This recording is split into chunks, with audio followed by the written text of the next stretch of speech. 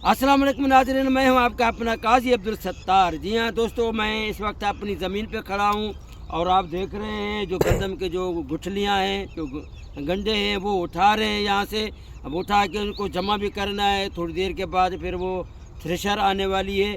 तो अभी जो मेरे अपने भाई खड़े हुए हैं यहाँ पे उठवाने के लिए। जो इकट्ठी की हुई थी हमने गंदम, वो कटाई भी हो गई और बांध भी दिया, अभी जो है जमा करना है। तो दोस्तों ये सारी चीज़ें आपको इसलिए शेयर करते हैं कि आपसे प्यार है, मोहब्बत है, खुलूस है, क्योंकि आप हमारे दोस्त हो, हमारे अजीज़ हो, करीब हो।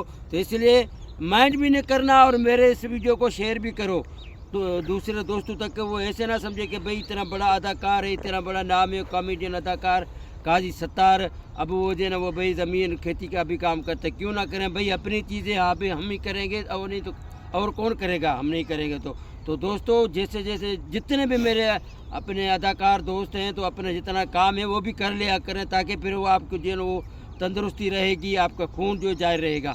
तो दोस्तों फिर आगे जो जो काम होता रहेगा आप दोस्तों को शेयर करता रहूँगा। बड़ी मेहरबानी भाई, आ जाओ भाई, उठाओ।